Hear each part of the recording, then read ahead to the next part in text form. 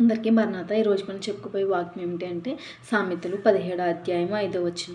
బేదలను వెక్కిరించేవాడు వాని సృష్టికర్తను నిందించేవాడు ఆపదను చూసి సంతోషించేవాడు నిర్దోషిగా ఎంచబడడు. సామెతల గ్రంథం 17వ 5వ వచనంలో మొదటి లైన్లో మనకి ఏం కనబడుతుందంట? బేదలను వెక్కిరించేవాడు యెహోవాను నిందించేవాడు అని మనకి కనబడుతుంది. కాబట్టి మనం ఎవరు కూడా బేదలను వెక్కిరించకూడదు. చేతనైతే కొద్ది సాయం మనము చేయాలి కానీ వారిని వెక్కిరించకూడదు. అదే స్థితిలో మనం ఉంటే మనకి ఎంత బాధ కలుగుతుంది. కాబట్టి మనం ఎవరు కూడా బేదలను ఎక్కిరించకూడదు. వాళ్ళకి సాటి అయిన సహాయము మనము చేయాలి. అలాగే చాలామంది ఇంటింటికి ఆడుకోవడానికి వస్తారు.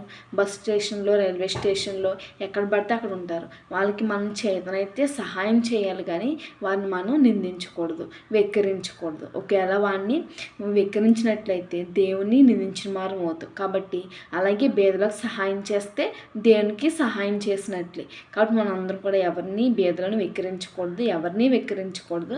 ఒకవేళ మనం బేదలకు సహాయం చేసినట్లయితే దేనికి సహాయం చేసినట్లే. ఈ కొద్ది వాక్యం దేవుడు దీవించును గాక. మీకు ఈ వాక్యం నచ్చినట్లయితే సబ్స్క్రైబ్ చేయండి, ఫాలో చేయండి, ఇతరులకు షేర్ చేయండి. మీ అందరికీ మరణాత.